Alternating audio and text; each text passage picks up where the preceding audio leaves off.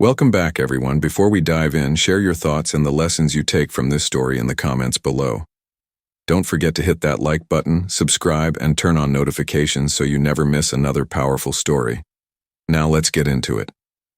I refused to pay for my daughter-in-law's $50,000 cruise. She slapped me and said, "Find somewhere else to live." 2 days later, someone said, "I'm glad you're here," and that changed everything. My name is Margaret Lawson. I'm 62 years old, and this is the story of how the people I loved most broke me, how I lost everything, and how I found something far greater than I ever imagined. If anyone told me a year ago that my life would truly begin at 62, I would have laughed. But it did.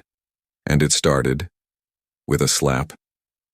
It was one of those heavy evenings in Tampa, Florida, where the air clings to your skin and even the cicadas sound tired. I was sitting in the living room of my son's house, Daniel's house, scrolling through old pictures on my phone. Photos of birthdays I scraped money together for. Graduations I worked double shifts to fund. And then the front door opened. Brianna walked in. Now, Brianna was the kind of woman who made people turn their heads. Tall, polished, always in control. Every detail about her screamed money designer shoes clicking on hardwood floors, hair slicked back so smooth it shone like glass, diamond studs winking under the light, and in her hand, a brochure. She sat across from me, crossing her long legs, perfume curling through the air like invisible smoke. She placed the brochure in my lap with a smile so sweet it made my teeth ache. "Margaret," she said in that syrupy tone she used when she wanted something. "Daniel and I are planning something special. Our 5-year anniversary. This cruise," she tapped the page, "is perfect." I looked down at the glossy photos. Sapphire seas, a white yacht slicing through sunlight, couples toasting champagne under a canopy of stars. Then I saw the number, $49,190. I blinked. "It's a beautiful," I managed. "It's more than beautiful," she corrected sharply. "It's necessary. For us, for our marriage." I swallowed hard. "That's a lot of money." "That's why," she said smoothly, "you're going to pay for it." I froze. What?" "You'll cover it. Just this once. As a gift. For everything we've done for you." I laughed then. I couldn't help it, a short, shaky laugh of disbelief. "Brianna, that's $50,000. Which you have," she shot back, her eyes cold now. "You've been living here for 2 years, rent-free." "That's not true," I said, heat crawling up my neck. She waved a manicured hand like I was a child interrupting an adult conversation. $800 a month? That's nothing. We've carried you. You've contributed nothing to this household." Nothing. That word slammed into me like a punch. Before I could speak, the front door opened again, and there he was. Daniel. My only son. My baby. The boy I raised alone after his father walked out when he was 3. "Mom," he said, flashing that easy smile. "Did Bree talk to you?" "She mentioned the cruise," I whispered. "And?" His voice held something new. Expectation. "I can't, Daniel. I won't," I said, my throat dry. "That's my savings. For emergencies. For..." The crack of Brianna's palm against my cheek split the air. The sound rang through the room like a gunshot. My head jerked to the side. My skin stung. For a moment, the world went silent. Then her voice sliced through the stillness. "Then find somewhere else to live." I stared at her, stunned. Her perfect face twisted with rage, lips curling. "I'm done supporting a selfish old woman who hoards money like a miser," she spat. I turned to Daniel. My son, my heartbeat, my hope. But he didn't move. Didn't speak. He just nodded, slowly, avoiding my eyes. "Maybe it's time, Mom," he said quietly. "You've been here long enough. We need our space." And just like that, my world cracked wide open. I don't remember walking upstairs. Don't remember packing my things. It's all a blur of trembling hands and a pounding heart. All I know is that by midnight I was in my car, my entire life crammed into the back seat of a 12-year-old Honda Civic, and I was alone. For the first time in my 62 years, I had nowhere to go, no safety net, no family to lean on, just a bank account I couldn't bear to touch because the thought of draining it for rent felt like setting fire to my last lifeline. So I parked in the back of a Walmart lot, pulled a blanket over my lap and tried to sleep. The rain started around 3 a.m., soft at first, then harder, each drop tapping against the roof like a cruel reminder. This is your life now. And as I lay there, shivering, memories came flooding back. Daniel was 6 when his father walked out. 1 suitcase, no goodbye. I worked 2 jobs to keep us afloat. Spent nights cleaning offices until my hands cracked, mornings stocking shelves before sunrise. Skipped meals so he could eat. Sold my wedding ring to pay for his Little League fees because he begged me with those big brown eyes and said, "Please, Mom. Just this once." I never once told him no. Not once.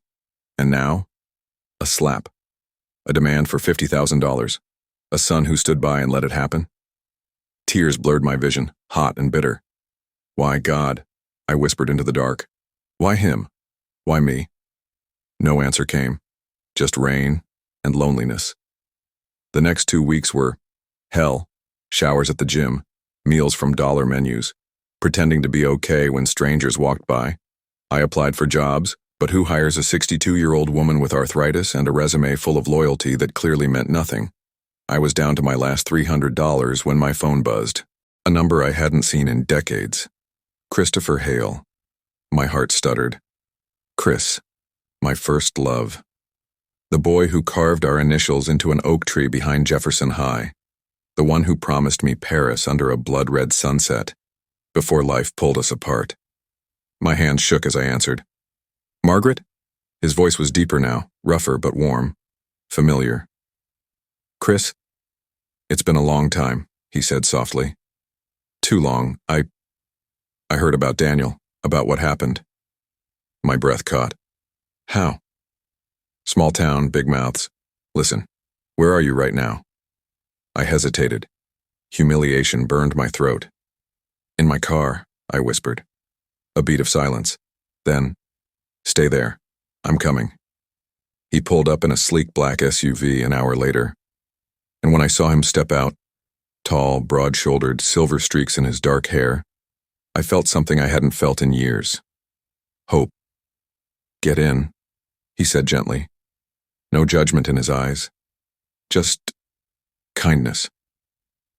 We drove in silence for a while. Finally, I asked, "Why are you helping me?" He glanced at me, then back at the road.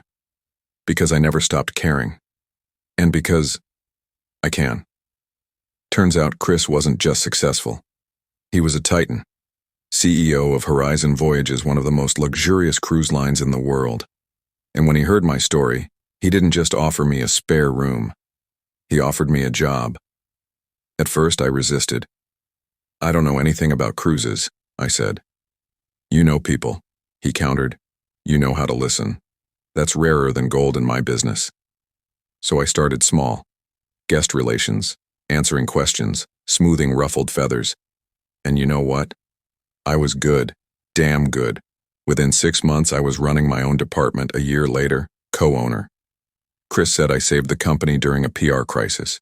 Truth was, the company saved me, gave me purpose, gave me family, gave me life. And then came the anniversary gala. Picture it, a sprawling ballroom aboard Horizon's newest luxury liner. Crystal chandeliers, champagne towers, guests in gowns worth more than my old house. And in the center of it all, me. In a floor-length emerald dress, diamonds at my throat, hair swept into waves. Unrecognizable to the woman sobbing in a Walmart lot 2 years ago. I was laughing with Chris when I saw them. Daniel, Brianna. They looked small, out of place. Brianna's dress strained against her pride as her eyes darted around the opulence. And then they saw me. Mom? Daniel whispered, as if speaking my name might break the spell. Brianna's face drained of color. You, she hissed. What are you doing here? I smiled, slow, measured, a smile I learned from watching predators on nature shows. I own this ship, I said softly. Welcome aboard. Their mouths fell open. And that's when the host announced the grand prize for the evening's raffle. A 2-week Caribbean luxury suite experience. Value, $50,000. Guess whose names were drawn? Daniel and Brianna. They squealed, clapped, hugged each other like kids on Christmas morning, until I stepped forward. Actually, I said, my voice ringing through the hall, there's been a change. That prize is now going to the woman who started her life over at 60 and built an empire. Me. The crowd erupted in applause, cameras flashed, and Brianna? She looked like she'd swallowed glass. Later, Daniel found me on the deck. His voice shook. Mom, please, I'm sorry. I looked at him, really looked at him. The boy I raised, the man who betrayed me. And I felt nothing. No, Daniel, I said softly. You're not sorry. You're desperate. There's a difference. Then I walked away. Toward Chris, toward the life I built from ashes. And for the first time in years, the air tasted like freedom. What would you have done in Margaret's shoes? Do you think she was right to cut ties, or should family always come first? Let me know your thoughts in the comments below. And if you loved this story, give it a thumbs up, subscribe, and hit that notification bell so you never miss another one. Until next time, thanks for watching.